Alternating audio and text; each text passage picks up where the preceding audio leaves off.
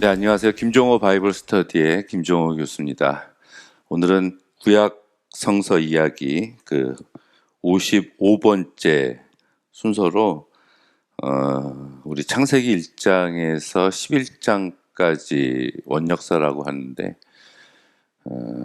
이것을 우리가 어떻게 해석해야 될지 그 문학적인 장르에 대해서 한번 살펴보는 시간을 가지려고 합니다. 우리는 성서는 당연히 사실을 기록해 놓은 것이고 사실이어야지 우리가 받아들일 수 있다라는 인식을 가지고 있어요. 근데 실질적인 것만이 우리가 진리로 받아들일 수 있는 것인가? 아니면은 그 실질적인 사건들, 역사적인 사실들을 어떤 다른 문학의 틀로 이렇게 씌어서 전달해 준 것도 우리가 가감 없이 살아있는 하나님의 말씀으로 받아들일 수 있을까? 그것에 대해서 한번 살펴보는 그런 시간을 가지려고 해봅니다. 우리가 가지고 있는 구약 성경은 유대인들이 처음에 정경으로 인정한 성서라는 것은 우리가 모두 알고 있습니다. 그 중에서 처음에 5권의 책 모세오경이라고 하는데 본래 그것은 한 권이었고요. 그거를 70인역이나 우리 카톨릭이나 개신교에서 5권으로 분리를 해놨어요. 그것이 바로 창세기, 출애굽기, 레위기, 민수기, 신명기죠. 제가 지난 시간을 통해서 누누이 말씀드린 이야기는 이 모세오경은 주인공이 모세라는 거. 그래서 출애굽기에서 모세가 탄생을 하고 신명기 전이 마지막 민수기에서 모세가 죽고요. 신명기는 그 모세의 어떤 두 번째 설교집이라고 말씀을 드렸지 않습니까? 그래서 이 모세오경은 넓은 틀에서 보면 창세기라는 긴 서론을 가지고 있는 하나님의 말씀을 주제로 한 모세의 일대기를 다루고 있다. 그래서 모세오경에 있어서요. 가장 중요한 주제, 우리가 2가지를 꼽으라 그러면 첫 번째는 출애굽 사건이고 두 번째는 출애굽한 이스라엘 백성들이 시내산 밑에서 하나님과 시내산 계약을 맺는 거다. 이렇게 말씀을 드린 적이 있습니다. 그러면 창세기라는 것은 모세오경 중에서 이제 서론에 해당하고 오늘 저희가 살펴보려고 하는 창세기 1장에서 11장은 그 모세오경의 서론인 창세기의 또 서론이라고 볼 수 있는 부분이에요. 그런데 우리가 어떠한 책을 쓸 때 또는 책을 읽을 때 이제 전개, 발달, 절정, 결말 이런 단계를 거치지 않습니까? 그 중에서 가장 중요한 것이 이제 절정이고 그것이 책을 쓴 사람들이 자기가 하고자 하는 이야기를 바로 그 절정 부분에다가 기록을 해놓게 돼 있죠. 그래서 절정에 그 기록을 하기 위해서 글을 전개해 나가고 발달시켜 나가면서 그 이야기를 하고 이제 결론을 짓게 되는데 그래서 가장 중요한 이야기는 절정 부분에 써놓습니다. 근데 창세기는 모세오경이라는 책을 한 권으로 봤을 때 절정 부분에 해당하지 않고 바로 서론 부분에 해당을 한다는 거예요. 창세기가 서론 부분에 해당을 하는데 그 중에서 1장에서 11장까지는 더 서론 부분에 해당을 한다는 겁니다. 그래서 우리가 이제 커다란 틀 속에서 우리가 성서를 해석할 때 이제 모세오경 안에서 각각의 5권의 책들을 해석을 해야 되고 그리고 그 안에 각각의 책 중에 하나인 창세기 안에서 또 그 원역사 이야기와 나중에 족장 이야기를 해석하는 이런 접근 방법이 이런 해석 방법이 아주 중요하다고 말씀을 드릴 수가 있어요. 이 창세기 1장에서 11장을 우리가 원역사라고 이야기하는데 그것에 이제 어떤 내용이 담겨져 있는지 잠깐 볼까요? 첫 번째 우리 창세기 1장 하고 2장에서는 창조에 대한 이야기를 하고 있습니다. 그래서 2가지 창조 이야기를 해요. 1장 1절부터 2장 4절 앞부분까지 창조 이야기가 한번 나오고 2장 4절 B 부분에서 2장 마지막 절까지 또 두 번째 창조 이야기가 나옵니다. 그리고 창세기 3장에서는 뭐 죄란 어떤 것인가, 죄의 기원, 이 죄가 그 창세기 2장을 통해서 선악을 알게 하는 나무를 먹게 되면 죄가 된다라는 이야기를 하고 있고요. 4장에서는 그 가인과 아벨 사건을 다루고 있습니다. 그리고 5장에서는 이제 가인과 아벨이 이제 없어지게 되니까 이제 셋에 대한 셋의 족보 이야기를 주로 다루고 6장은 첫 번째 1절에서 4절까지 하나님의 아들들과 이제 사람의 딸들에 대한 이야기가 잠깐 나오고요. 그 다음에 6장에서 9장까지가 드디어 홍수 이야기가 나옵니다. 그리고 10장에서는 이제 노아의 족보가 나오고요. 노아의 족보. 그리고 11장에서 뭐 바벨탑 사건이 나온다. 그리고 끝나요. 그렇게 되는 이 1장에서 11장까지를 창세기에서 이제 원역사 이야기라고 합니다. 원역사 이야기. 우리가 이것을 영어로 쓰면은 프리하고 히스토리라고 그러죠. 이 원역사 이야기에서 프리라는 말은 역사 이전 시대를 가리킨다고 볼 수가 있어요. 역사 이전 시대의 역사 이야기, 이제 역사 그 시대가 어땠나 하는 건데, 오늘 제가 여러분에게 말씀드리고 싶은 것은 바로 1장에서 요 11장까지의 이 부분을 우리가 실제적으로 존재하고 있었던 역사로 볼 것인가, 아니면 이야기로 볼 것인가.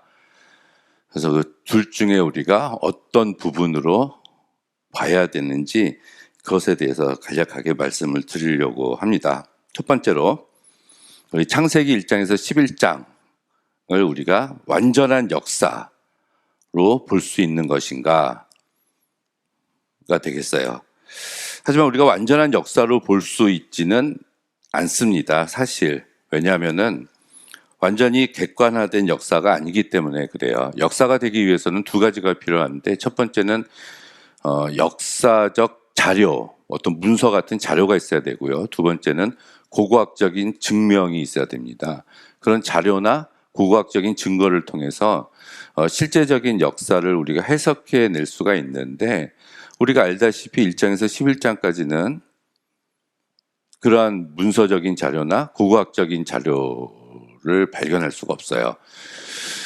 뭐 터키 지방에서, 튀르키 지방에서 뭐 배 조각을 발견했는데 이게 노아 홍수 시대 때 있었던 배다 하고 주장을 하는 그런 글들을 여러분들이 보신 적이 있겠지만, 사실 그런 것들은 학계에 공식적으로 인정받지 못한 거라고 우리가 이제 봐야 됩니다. 그래서 자료가 없다. 자료가 없기 때문에 완전한 역사로 우리가 볼 수가 없다는 거. 두 번째는 이 말 자체가 이게 프리히스토리라고 제가 말씀을 드렸잖아요.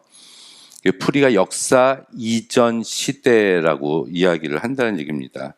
그래서 역사 속에서 겪은 경험들을 기록해야지 역사가 될 수가 있는데, 하나님이 창세기 1장에서 2장 저거를 창조를 했을 때 저렇게 하나님이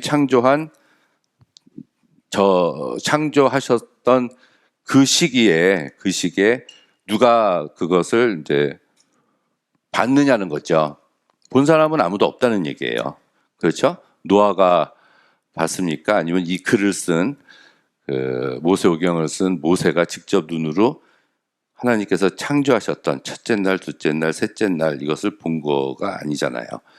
그래서 프리히스토리였기 때문에 우리가 이제 역사를 볼 수가 없다는 얘기입니다. 결국은 역사가들의 범주를 넘어선 역사 이전 시대의 사건이었기 때문에 우리가 성서를 역사적으로 해석하는 것은 불가능하다. 완전한 역사라고 볼 수가 없다는 얘기입니다. 일반적인 학문에서 말하는 역사로 놓고 보면. 그럼 두 번째, 역사의 반대로 치면은 이것이 이제 이야기인가, 이제 스토리인가 이런 얘기입니다. 근데 우리가 이제 스토리라고 얘기하면은 우리가 픽션이라고 얘기를 하고 내러티브라고 이야기를 하는데 이 이야기라는 용어가 굉장히 어려워요, 사실. 그래서 이제 우리가 내러티브라는 말을 우리가 이야기라고도 하고 스토리도 이야기인데요. 내러티브를 우리말로 해석을 할 때 이제 설화 이렇게 해석을 합니다. 설화 또는 신화, 단군 신화가 있지 않습니까? 그래서 어떤 구약개론 책을 보면은 뭐 아브라함 신화, 야곱 신화, 요셉 신화 이런 식으로도 표현을 해놓은 책들이 있어요. 그것들은 그 내러티브를 다 번역을 해놓은 겁니다. 그래서 내러티브 또는 스토리 또는 소설 이런 것들을 우리가 포함하고 있는 개념으로 우리가 이제 여기서는 제가 이제 스토리라는 것을 이야기를 하는데 스토리라는 용어를 쓰게 되는데 그렇다고 이 스토리라는 용어가 이제 히스토리의 대척점에 서 있다면 히스토리는 실제적인 것을 이야기하는 거라면 이 스토리는 실제적이지 않기 때문에 그렇다면 허구를 말하는 것인가 이렇게 우리가 볼 수가 있다는 거예요. 이제 한쪽 끝은 실제적으로 존재해 있었던 사실 역사다. 이 한쪽 끝은 실제적이지 않은 그냥 이야기다. 꾸며낸 이야기다. 상상해낸 이야기다라는 거죠. 그래서 1장에서 11장을 우리가 역사가 아니라면 그렇다면 이야기냐, 꾸며내고 상상한 이야기냐 그런 문학 장르에 속한다라고 봐야 되는가 하는 게 두 번째 견해입니다. 첫 번째는 히스토리로 봐야 되느냐, 두 번째는 이야기로 봐야 되느냐. 자, 근데 세 번째는 이제 절충을 하기 시작을 했습니다. 이것은 이야기화된 역사로 보자라는 얘기예요. 역사라고도 볼 수가 없고 이야기라고도 볼 수가 없으니까 역사긴 역사인데 이야기화된 역사다로 취급을 하자는 얘기입니다. 그래서 이야기화된 역사라는 것은 객관적으로 쓴 것이 아니라 이제 신앙인으로서 주관적 입장에서 이제 기록된 역사다라는 이야기예요. 여기서 역사는 당연히 실제적으로 있었던 사건, 실제의 사건을 가리키는 말이겠죠. 그래서 그 역사 자체를 그냥 이야기로 썼다는 얘기입니다. 뭐 이것에 대해서 이제 많은 사람들이 또 동조를 하기도 해요. 우리가 아주 고대의 언어, 처음 문서가 쓰여졌을 때는 사실은 산문보다는 운문으로 기록하는 것이 굉장히 많았습니다.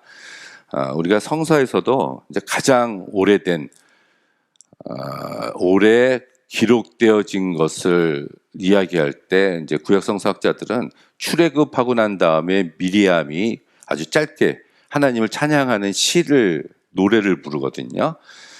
이제 그거를 구약 성서에서도 가장 오래된 본문일 것이다라고 추정을 합니다. 그런데 이제 히브리인들은 그렇게 운문을 사용하기도 했지만 산문으로 이제 기록을 한 부분들이 굉장히 많이 있어요. 그래서 이야기화식으로 역사를 썼을 것이다라고 주장을 한다는 얘기입니다.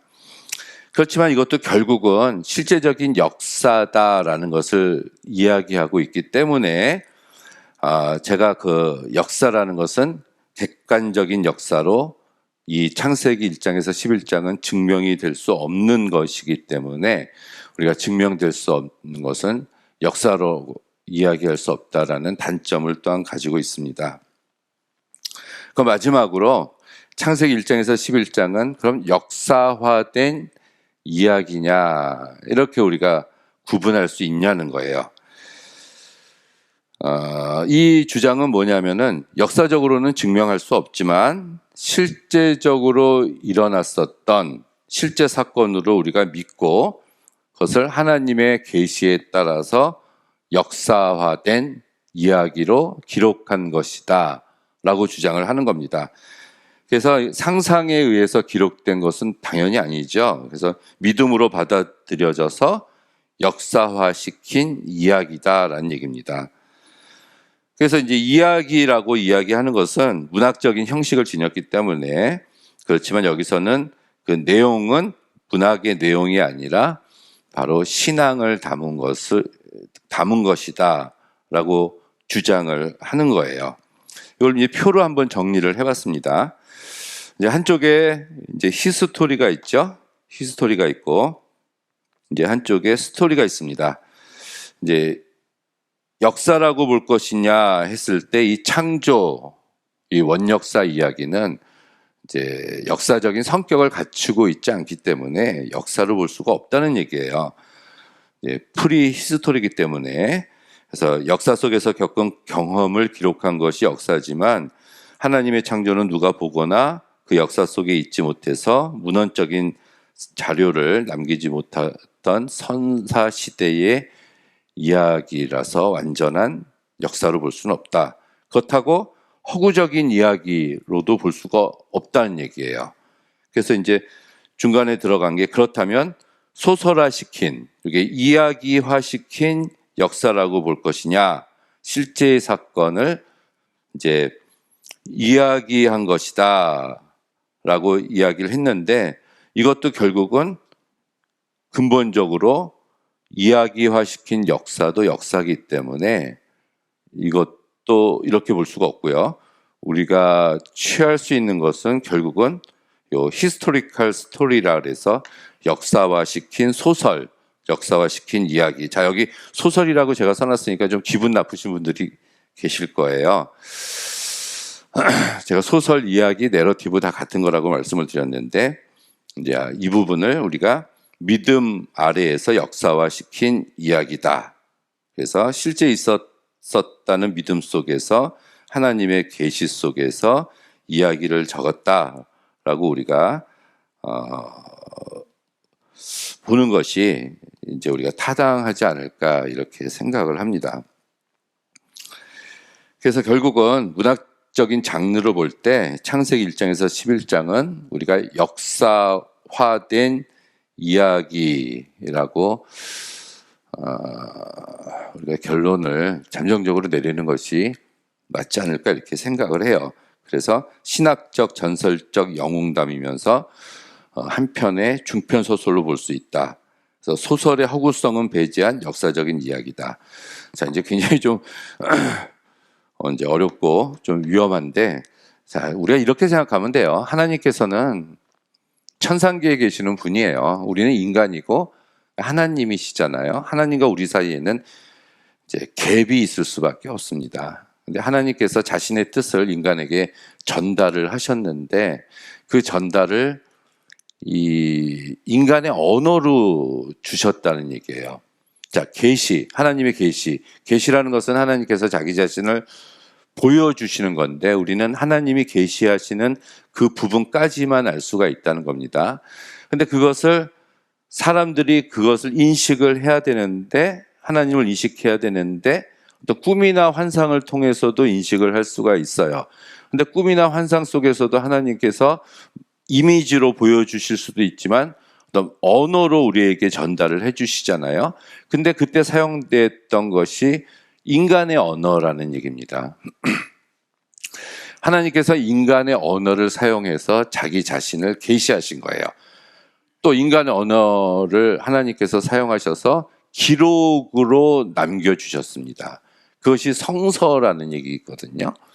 그 성서 중에 한 부분이 우리가 지금 다루고 있는 창세기 1장에서 11장까지의 부분입니다.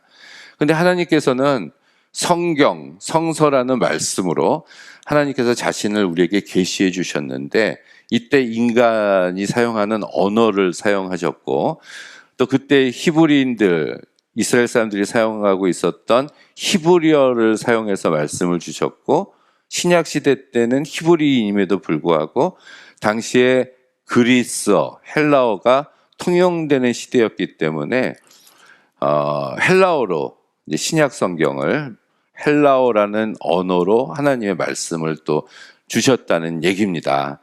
근데 이제 인간의 언어로 하나님께서 자신을 계시하셨지만 그 언어를 또 문학적인 방식으로 우리들에게 주셨어요. 그래서 모세오경은 이제 율법 같은 양식도 있지만 이제 뒤에 가다 보면은 욥기, 잠언, 전도서 같은 것은 우리가 지혜 문학이라고 부르고요. 시편, 아가, 애가는 시 문학이라고 부르고, 또 뭐 이렇게 뭐 여호수아, 사사기, 사무엘 이런 것들은 역사 문학이라고 하고요. 하다못해 아모스, 호세아, 이사야, 에스겔 같은 것들은 예언 문학이라고 이렇게 분류를 합니다. 여기 문학이라는 말이 들어가 있잖아요. 그러니까 하나님께서 문학적인 장르를 통해서 당신의 말씀을, 하나님의 말씀을 인간들에게 전해주셨다는 겁니다. 그래서 우리가 그렇게 전달해 주신 하나님의 뜻을 문학적으로 주신 것은 우리가 문학적으로 해석을 해서 하나님의 뜻을 발견을 해야 된다는 얘기입니다. 자, 예수께서도 말씀하실 때 비유로 말씀을 하셨잖아요. 그 비유는 실제적인 사건, 실제적으로 일어난 역사의 현장, 그 일을, 팩트를 말씀해 주신 것이 아니라 그냥 비유를 들어서, 예를 들어서 말씀을 하셨다는 거예요. 거지 라스로가 죽었을 때 아브라함의 품 안에 있었고, 부자가 뭐 이제 올라가서 대화를 나누는 장면이 실제 있었던 게 아니잖아요. 비유로 말씀을 하셨잖아요. 비유로 말씀하신 것은 우리가 비유로 해석을 해야 된다는 얘기죠. 그래서 창세기 1장에서 11장은 독특하게 어떤 역사화시킨 이야기라는 문학적인 형태로 인간들에게 하나님께서 말씀을 주신 거예요. 그래서 이 세상이 어떻게 창조가 됐고, 이 세상에 어떻게 죄가 들어오게 됐고, 또 어떻게 옷을 입게 됐고, 또 고기를 먹게 됐고, 노아 홍수를 일으키셨고, 어떤 무질서한 것들을 하나님께서 싫어하시고, 바벨탑 사건 이후로 어떻게 인간들이 혼잡한 언어를 가지게 됐는가, 이런 인류에 있어서의 원인론적인 이야기들을 이런 역사화시킨 이야기라는 문학적인 장르를 통해서 우리에게 주셨다라고 우리가 봐야 됩니다. 그래서 결국은 과학적인 질문에 대해서 해답을 주려고 1장에서 11장이 쓰여진 것은 당연히 아닙니다. 뭐 지구의 나이가 138억 년 전이라고 이야기를 하는데요. 그 빅뱅을 통해서 이제 뭐 지구가 이제 태양계가 생기고 우주가 생기고 태양계가 생기고 이제 지구가 생기고 그 지구라는 별이 생기고 그 별 속에서 뭐 원자가 생기고 분자가 생기고 세포, 다세포 해가지고 인간으로 진화했다. 자, 이런 것들 또 뭐 백인들, 뭐 황인종, 흑인종들이 어떻게 해서 이 지구상에 퍼지게 됐다. 이런 것에 대해서 답을 주려고 결코 쓰여진 그런 책이 아니란 얘기입니다. 1장에서 11장은 어떤 신학적인 이 세상의 창조주가 하나님이시고 선하게 창조하셨고 하나님이 이 땅을 관리하라고 인간에게 맡겨주셨는데 인간이 그 책임을 다하지 못해서 이제 죄를 졌다는 거. 그래서 끊임없이 하나님의 기대에 부응하지 못해서 두 번째 창조가 일어났고 그래서 결국은 두 번째 창조였었던 노아의 홍수를 통해서도 노아와 그 가족들 함의 범죄함으로 인해서 또 바벨탑 사건으로 인해서 그래서 하나님께서는 방식을 바꾸셨는데 그것이 이 원인론적 이야기 11장 제일 마지막 47절에 나오는 데라 아브라함의 아버지였던 데라의 이름을 등장시켜서 12장부터 이제 족장 이야기를 통해서 모든 인류를 사용해서 이 땅을 구원하시려던 하나님의 계획을 이스라엘이라는 아브라함을 선택하시게 된 그런 서론 배경으로 1장에서 11장이 위치하고 있다라고 우리가 볼 수가 있습니다. 그래서 결론적으로 보면 역사성이 가미된 그러나 허구적이 아닌 역사적인 소설, 이야기라고 우리가 문학적인 장르를 규정하는 게 좋을 것 같고요. 인간이 가지고 있었던 실존적 원인론적 질문을 비롯한 보편론적인 질문들에 대해서 철저히 신앙적이고 신학적인 의도로 답해주고 있는 책이다. 우리가 이렇게 볼 수가 있습니다. 제가 한 번 더 이것은 이제 표를 정리를 해봤습니다. 그래서 우리가 창세기 1장에서 11장의 성서 해석을 위한 장르, 문학적인 장르를 우리가 구분한다면 역사적인 소설, 소설이 기분이 나쁘면 역사화된 이야기, 이야기적인 성격이 강한 부분이다. 이렇게 보는 것이 뭐 좋은 해석이라고 저는 생각을 합니다. 예, 좀 받아들이기 힘드신 분들도 계실 거예요. 왜냐하면은 우리가 성경을 접했을 때 66권 중에서 제일 많이 읽는 부분이 사실은 1장에서 11장까지고, 우리가 믿는 자라면은 1장에서 11장을 역사적 사실, 있는 그대로의 사실이라고 무조건적으로 받아들여 드리는 것이 참된 믿음의 소유자라고, 우리가 믿음의 본질을 가지고 있는 거라고 생각을 할 수가 있는데, 꼭 그렇지만도 않습니다. 아까 제가 말씀드렸던 인간의 언어로 하나님이 자신의 뜻을 계시해 주셨기 때문에 우리가 가지고 있는 언어를 사용해서 그 부분으로밖에 하나님의 뜻을 발견할 수가 없어요. 그러니까 하나님께서는 얼마나 고생하셨을 거예요. 고생하셨을까 하는 생각이 듭니다. 인간들한테 어떤 뜻을 전달해 주셔야 되는데 저 무지한 인간들이 알아들을 수 있도록 하시려고 얼마나 힘이 드셨을까 하는 그런 생각도 해봅니다. 예, 소설인가 역사인가 이거 마치도록 하겠습니다.